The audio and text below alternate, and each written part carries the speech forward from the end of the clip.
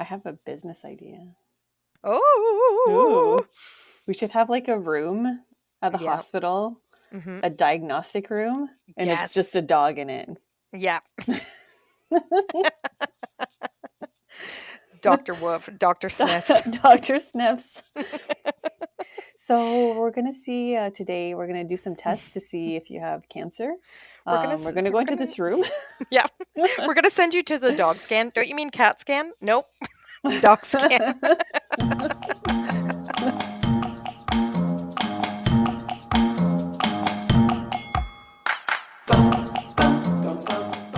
Welcome to Let's Boop Snoots. My name is Vero. And my name is Heidi, and I smell another episode coming on. Guess what this week's topic is? Using our schnoots. Or snoots. This is all about the snoots. All about the About the snoots. snoots. About the snoots. No booping. I think we had discussed on the last episode we had briefly touched upon the topic of dogs and their capabilities when it comes to their smelling capabilities. So we decided to look up a few things on that. So that's going to be our main discussion of today. Mm-hmm. But before we start, as always, we got a story for you. About And everybody else's snoots. about everybody else's snoots that were like horribly violated yesterday. So here's what happened, folks. It was late at night, and my husband was up, and he decided to let the dogs out for one last peepees before coming to bed. So they weren't barking at the door, they weren't going nuts or anything, but he let them out, and they went for their pee, and then all of a sudden, Becky, my other dog, came and scratched at the door to get back in, and when my husband let her in, she ran straight to her bed and was like rolling and pawing at her face, and so he was like, oh my god, what is that? And luckily, like, my other son was there because my husband is unable to smell skunk, and they were like, what is that? Oh my goodness. And for Wait, what? He's yeah, not able. he can't smell skunk. He can't. And there's certain people who have this capability as well. He cannot smell skunk. Like, so he Wow. he literally had no clue what was going on, like what happened, but my like he figured it out really quick because he looked out and Gibbon was doing the same thing in the yard, rolling around, pawing at his face, trying to get like the horrible stench off. And for all of you who have not had the amazing experience of having their animal skunked, fresh skunk smell does not smell like skunk. It smells like horrible, potent, like toxic chemical smell. Like somebody's burning rubber tires, or like when they're paving a road and they're putting like that tar, that hot, like stanky ass tar like on top of the road. That's what it smells like. So you don't identify, like, you're just like, oh my god, like what, because it's very strong, it like hits you in the face. But anyways, my husband couldn't smell any of it, but was luckily able to deduce what had happened pretty quickly. And unfortunately, because we are all working members of society, he decided to put them in the garage for the night, and ultimately the following day, because there was no time to bathe them right away. And I told him this was his number one mistake. He now knows that you must immediately address like a skunked dog, because what happens essentially is when they're sprayed, it's an oil that the skunk lets out. So it's like oil, and he said you could see it all over Becky's front, like you could see it dripping off of her fur.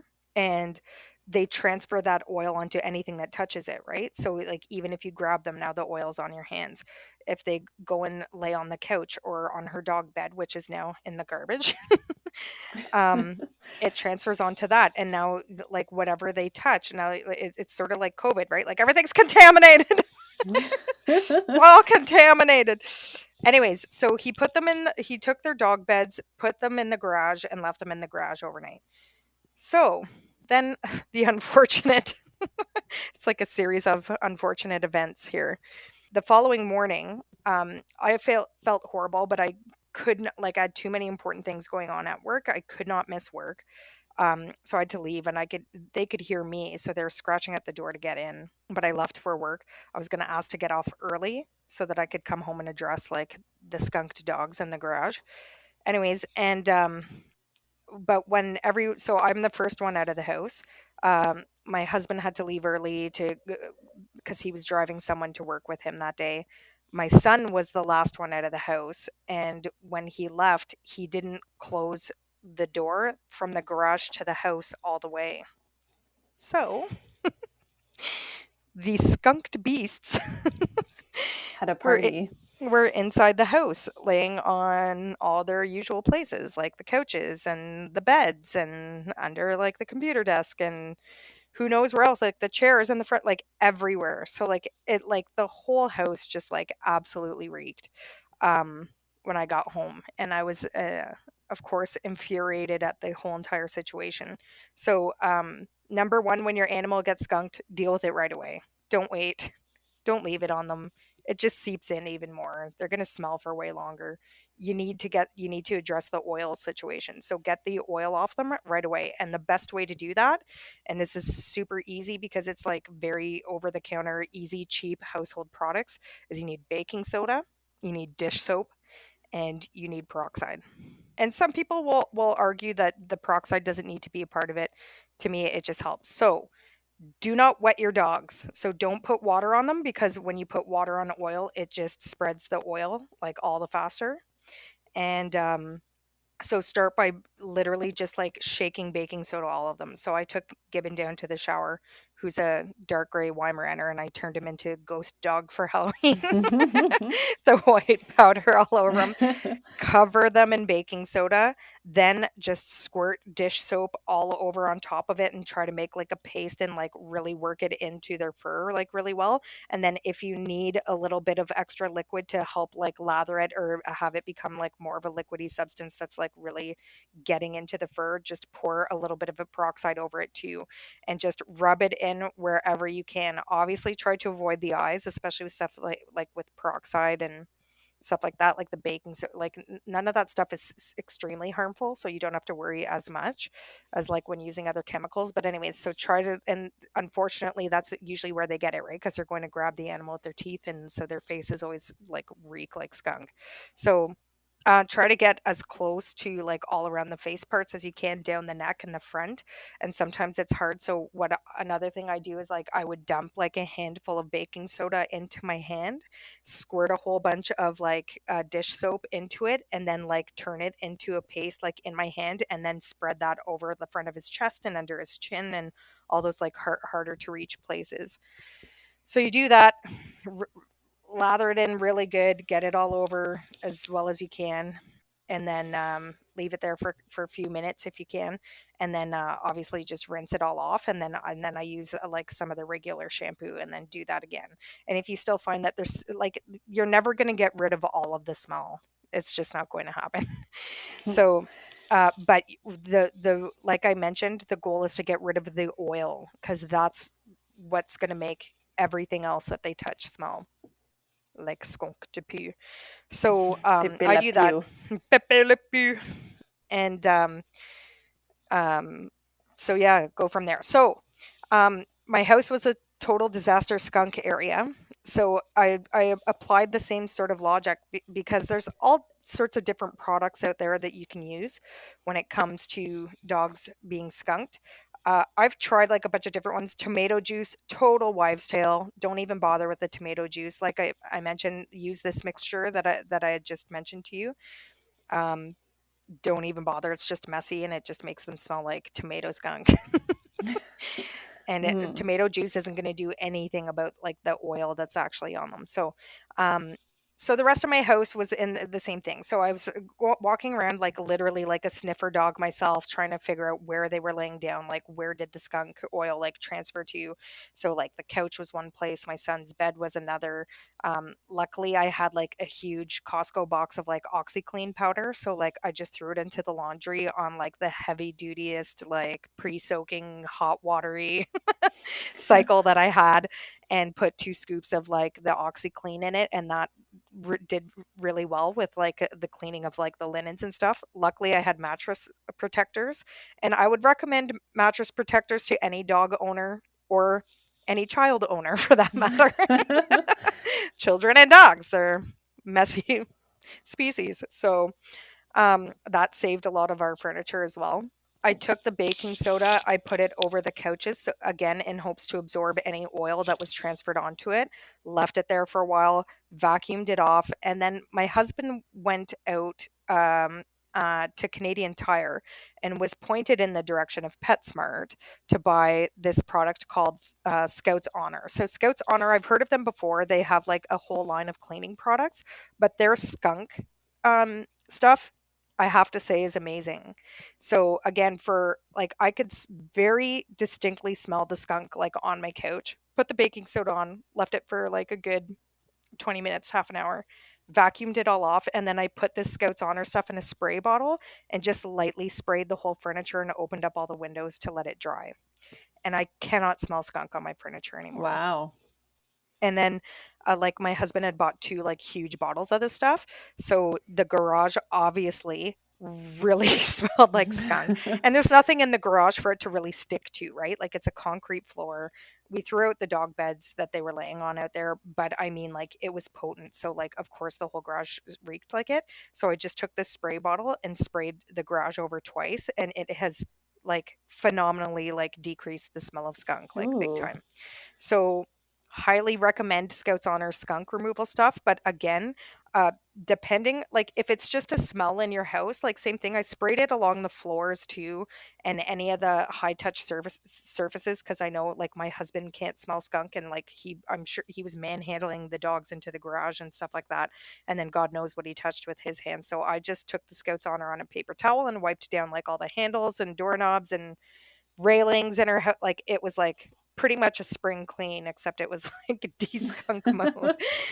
But so just went over everything. So those are the things that I would recommend having in your house at all time. Always the baking soda. And that's like so Yeah. easy. It's so cheap. I use baking soda to make my own cleaning products anyway, so I always have like a Costco pack of like several boxes of baking soda, and it has never done me wrong in terms of the skunk incidences that I've had.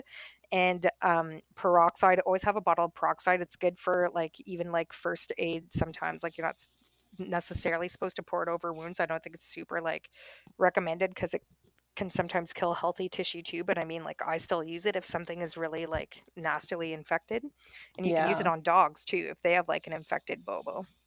And I think if and they have then hot spots, you can use it. yes, yes, and then the dish soap, which like most of us have around most of the time, anyways. And then just as extras, the OxyClean is always. I love my OxyClean powder because it like again if you have white sheets and you put in a thing of OxyClean, like I don't know if there's like bleach chemicals in it or what like the things are, but it helps with whites. It helps with like if you just need a heavy duty clean on any of your like laundry and stuff like that. And like you can also dilute some in a bottle for like carpet stains and stuff like that. So OxyClean is like a huge thing for me as Hmm. well. So there you have it, folks. So to kick off the the smelling episode, and we're gonna talk about like some pretty intricate stuff that dogs can do here with their noses, but why they go back to the skunk every time, I Don't will never know. know. I mean, Scraps was good. It took one spray from him and he never went to it again. But Becky's like rolled in dead skunk like so many times. She knows it gets her a shower, which she doesn't particularly like. Like you think they would put, the pieces of the puzzle together. Like, oh, this is the stink animal that makes me go into the shower and Yeah. locked up in the bathroom until I'm dry. Like you think like, you know what I mean? Like but this is like with the two current dogs that I have, for whatever reason, the skunk is not like registering with like all the bad things associated with it. So In the moment, they're just like, they're ooh, just like, a oh, friend. a friend. But like, It's so fluffy. I'm hoping that like like this was different because this was like fresh right out the skunk depot into the face. Like so it clearly was unpleasant to them if they were rolling around and trying to get it off their face and stuff like that. So hopefully This will Yeah. be the one.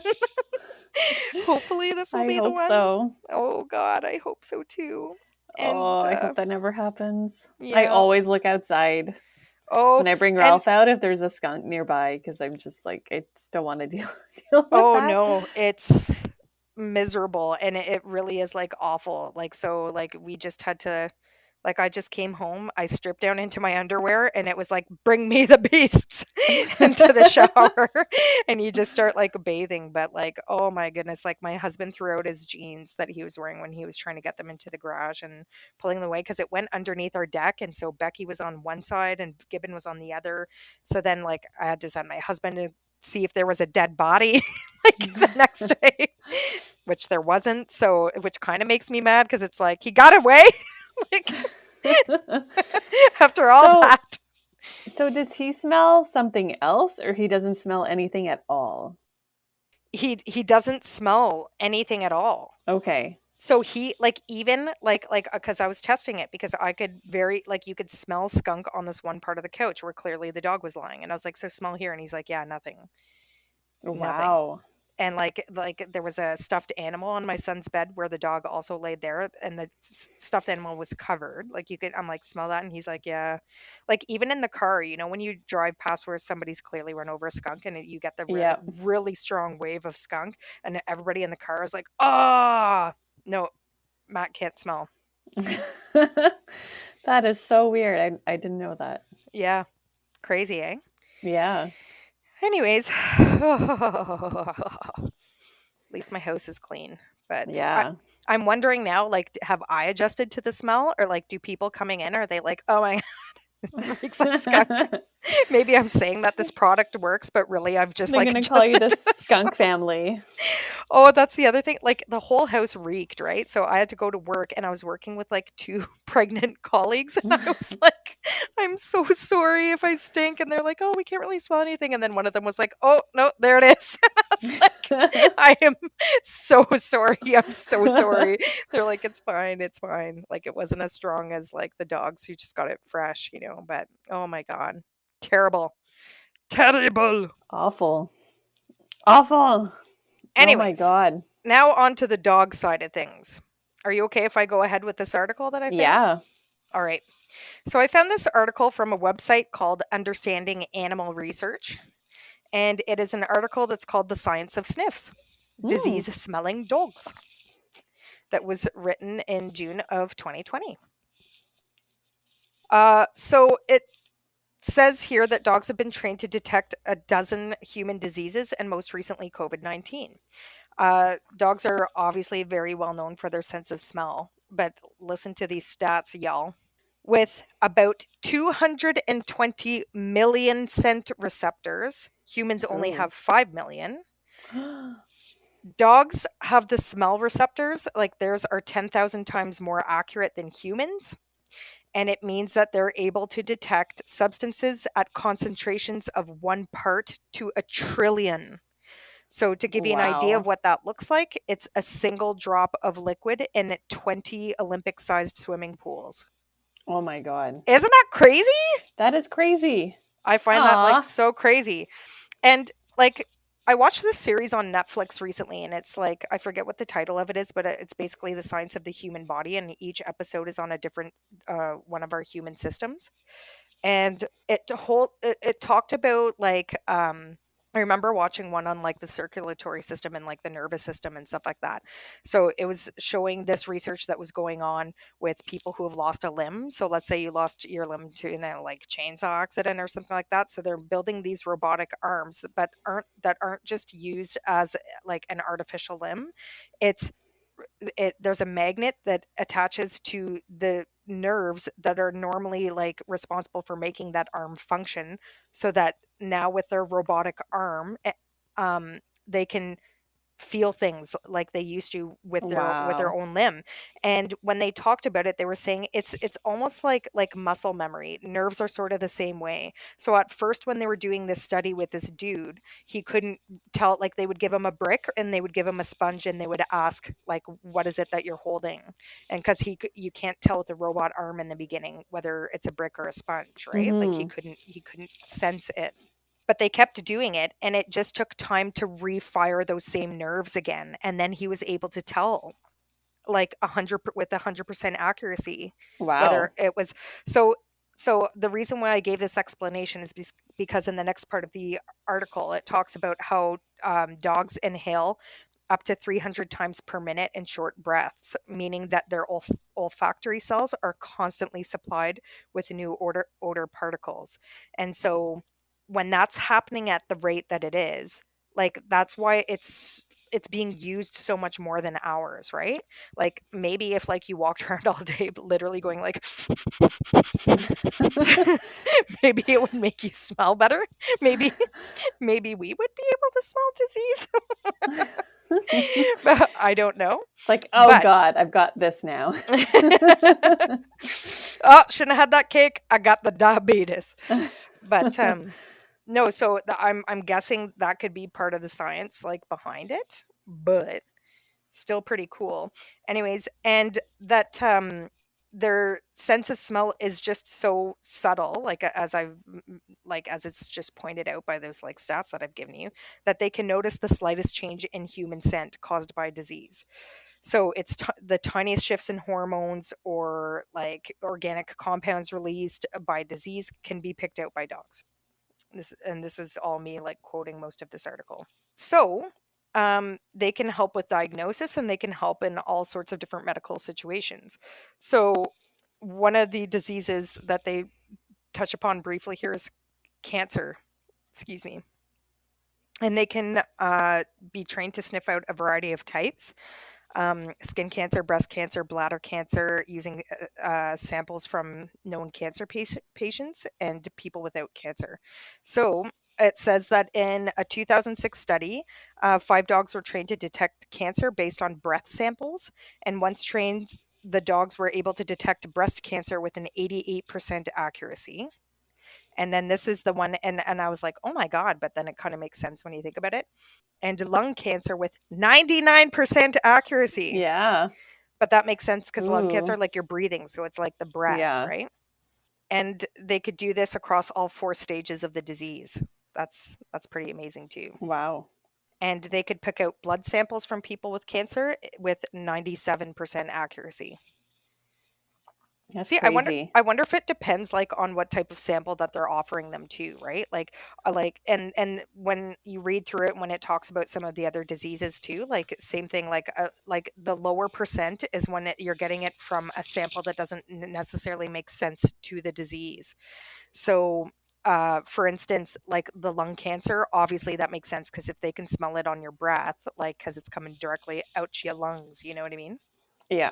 But the other thing it was saying, malaria is another disease that they can pick out. It said that they were proved to be able to correctly pick out this, and this one doesn't make sense to me. The scent of children infected with malaria 70% of the time from socks that they had worn all night. So Oh, wow. like isn't that crazy too? Like why from socks? Like from skin shed, I guess? Like I don't know. Maybe. I find that crazy. And Hmm. the other thing that they can detect is Parkinson's disease. So, Parkinson's sufferers smell different even years before they have the disease. So, dogs could Hmm. therefore potentially be used in detecting early onset of the disease and treating patients preemptively before the symptoms get like too far to and too severe to treat. And another one, and these are sort of the cases that you hear a little bit more about, is detecting warning signs of disease. So, for example, like patients who are about to go into seizures. But it mentioned in here because, like, I can remember like hearing about service dogs with people with epilepsy, so that they bark like or warn the human when they're about to have a seizure, so that they can get to a safe place, right? Because you worry about them having a seizure and smacking their head off the table or onto the ground. So, like, you need to get to a place where your seizure is going to be safe. You're not going to do any harm to your body.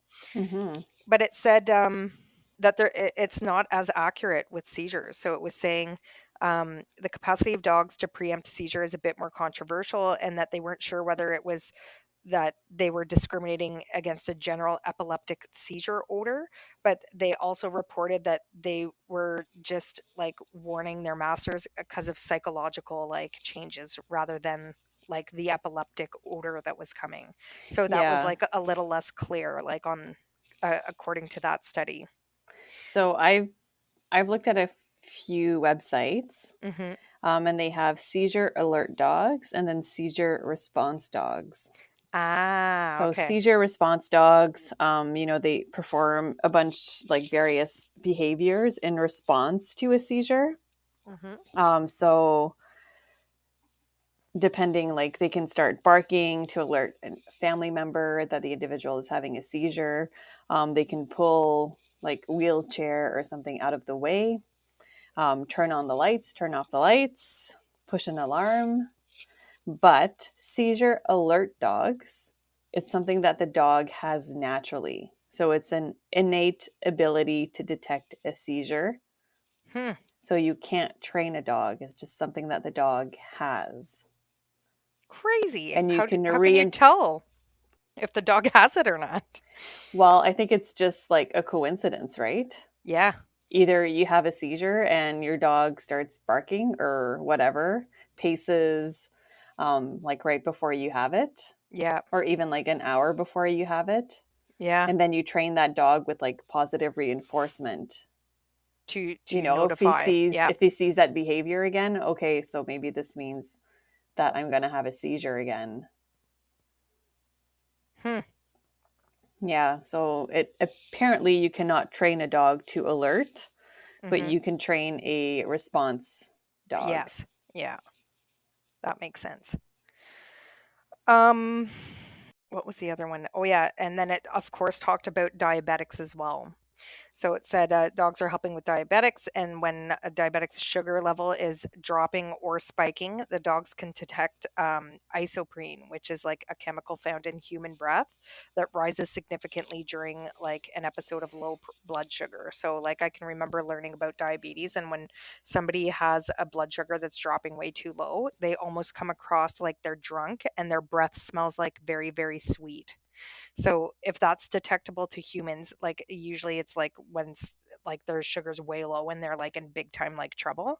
Whereas these dogs, I would imagine, obviously, would be able to detect it way earlier. Like, oh, okay, like this is getting higher, like and alert them somehow so that they can check their sugar and be like, oh my God, time for some orange juice or time for some insulin. And then this one I found very interesting too. So it said dogs can also help predict migraines. And for those who suffer from migraines, having a warning sign before one comes on can mean the difference of managing it. Like, again, like for any of you out there that have migraines, you'll know it's hard to break the pain cycle once you're in the middle of it. So as soon as you feel like, oh my goodness, this is a migraine coming on, you need to medicate like right away to catch it before you're in like full migraine mode because there's no coming back from it unless like you get some heavy duty stuff out, like hospital grade stuff. Mm. But so that's like, so it said it turns out 54% of migraine sufferers with dogs noticed changes in the behavior of their pets during or preceding the migraines. Nearly 60% of these subjects indicated that their dog had alerted them to the onset of a headache, usually an hour or two in advance. That's crazy. That is crazy. That is crazy. Oh, doggos. I'm gonna ask my friends with migraines if they notice, and migraines and dogs if they notice any of that, because I've never heard of that before. Yeah, me neither. So Hmm. then it talks about dogs with the COVID-19. So the latest example of dogs detecting diseases with the coronavirus that has caused the worldwide pandemic, of course. So in a pilot study at the University of Helsinki, again, I've like reading about all this stuff. I'm surprised at how many people are like researching dogs. There's like a lot of it happening. So awesome. Maybe I need to become a dog scientist. I have a business idea. Oh, Ooh. We should have like a room at the yeah. hospital, Hmm. a diagnostic room, and it's just Yes. a dog in it. Yeah. Dr. Woof, Dr. Sniffs. Dr. Sniffs. So we're gonna see today. We're gonna do some tests to see if you have cancer. We're gonna go we're into gonna this room. yeah, we're gonna send you to the dog scan. Don't you mean cat scan? Nope, dog scan. Oh man, Uh, that's good. Yes, that is an excellent idea. So, in a pilot study at the University of Helsinki, dogs were taught to recognize the previously unknown odor signature of the COVID-19 disease caused by the novel coronavirus.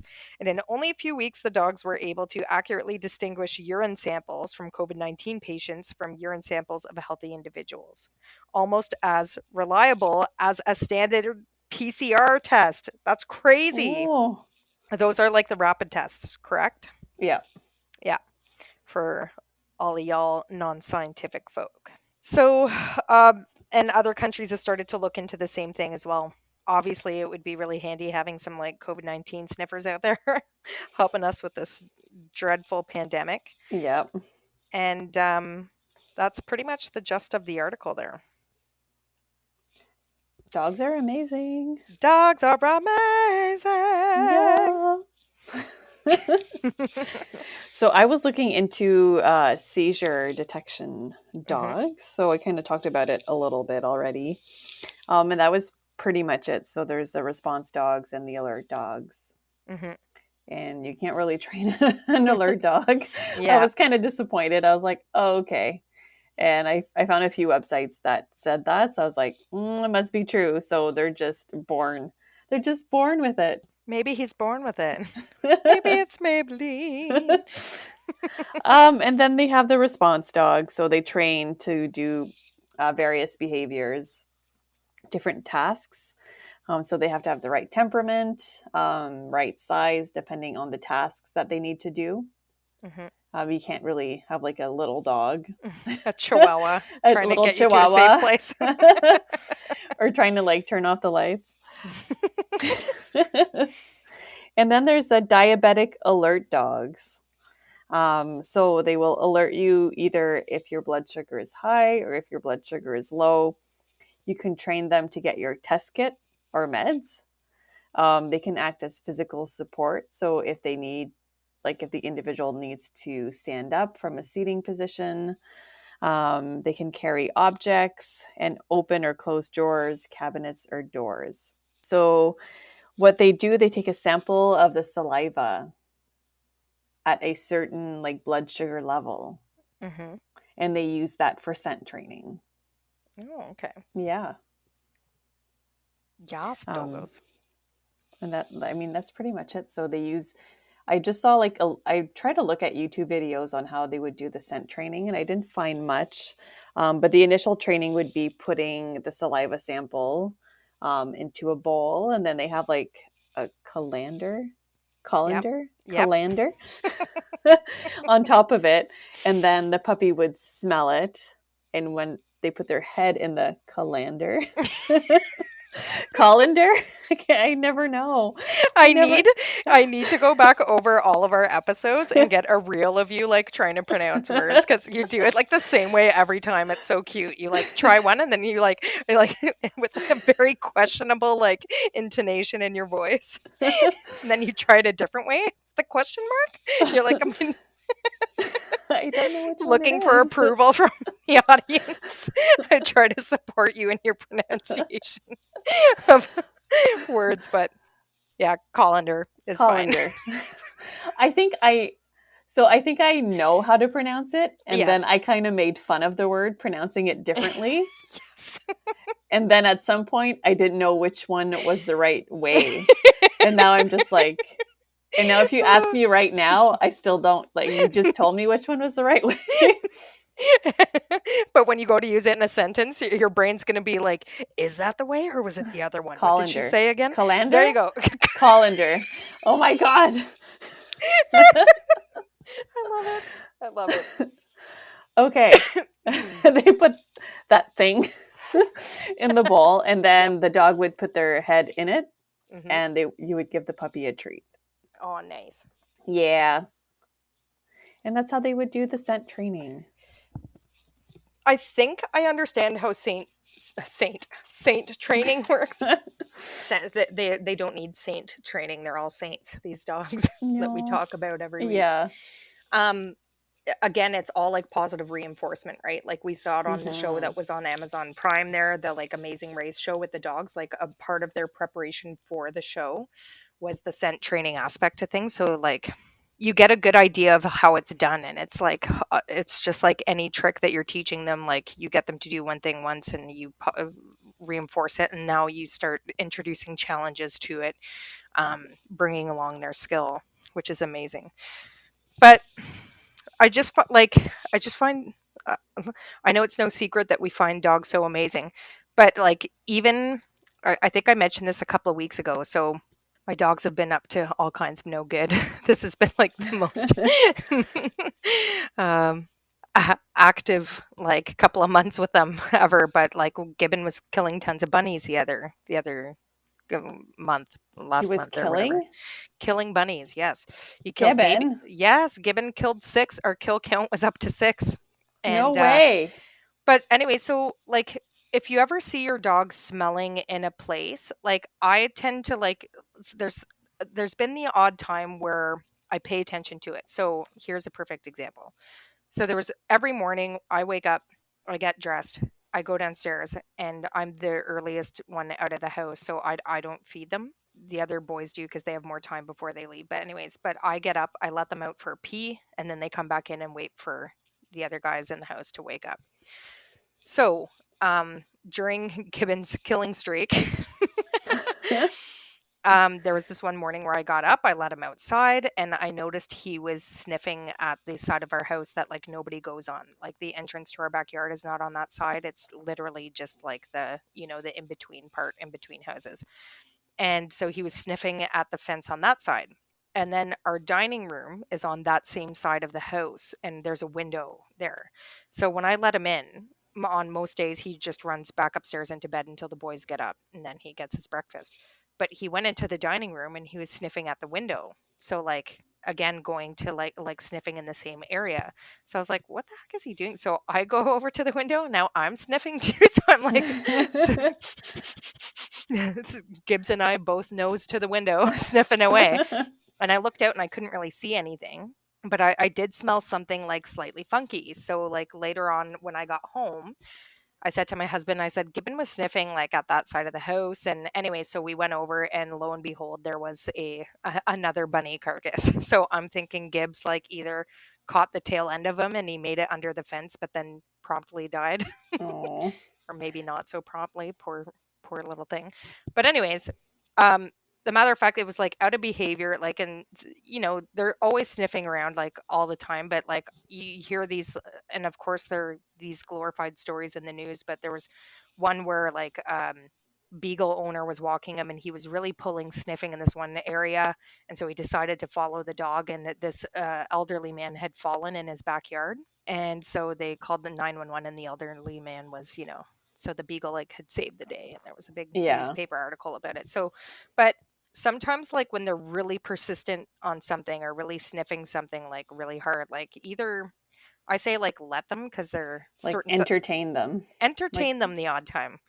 And there's another thing that my mother-in-law introduced me to when she first got her dog too, and there was like a big thing, and it was called a sniff walk. And I think I talked about this on an episode before, where it's like rather than going on your routine like normal walk, literally like just go out, enter an area, and just follow your dog's sniffer. yeah.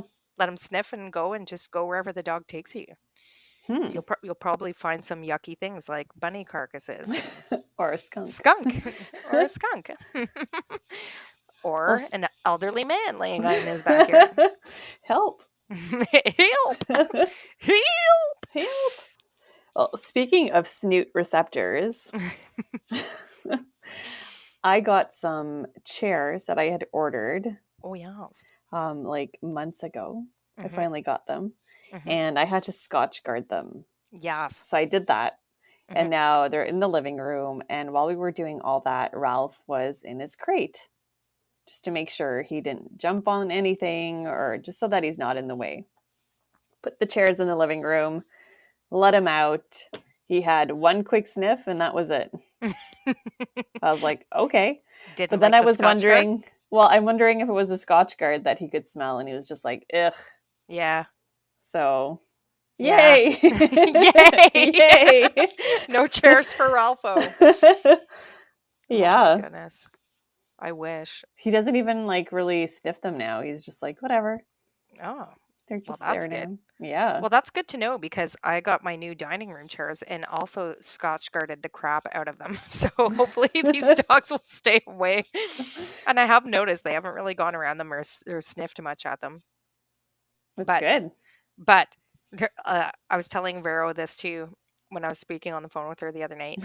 So we got a new dining room table and obviously these chairs to go along with them. And thank goodness, like I'd put like padding down on the table because my kids are teenagers, but boys still be messy and ruin your nice stuff. So I'm like been a little, a helicopter mom over the dining room, the new furniture in the house. But anyway, so my husband had put down like the padding and then like a dining room table cover like over it, and it's a navy blue cover.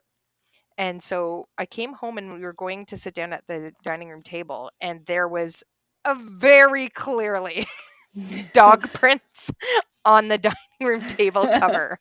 So I think I shared this story once about how I was trying to take nice photos of Gibbon on the furniture, like just like that photographer from New York did good Yes. dogs on nice furniture. And then my husband was walking past the kitchen and caught something from the corner of his eye and was like, "What the heck?" And looked in the dining room, and Gibbon was standing on the dining room table, just like looking at him, being like, "Hey, Look do at I get a me. treat? Like, look at this, good dog on nice furniture." So I don't know whether this is like a routine thing that he does now. Like I almost, like I said, maybe it's time we get like a Furbo Yes. cam or something like that, or I said maybe like put some sort of pressure thing on it so that when he steps on it, the air horn goes off and scares the crap out of him. But he's clearly up to no good when we're not Yeah. around. What is he And doing? I don't know, he's probably sniffing at something, sniffing for little crumbles of Mm, food. yeah. Jerk. Him and his sniffer, his crazy Yeah, you need a camera. Olympic pool sniffing sniffer. One drop in a 20 Olympic pool sniffer. Yes. Oh, lordy. Anyways, is that a Is that a wrap? wrap? That is a wrap. That's a wrap. Well, tune in next week. Smell y'all later. Boop. Boop.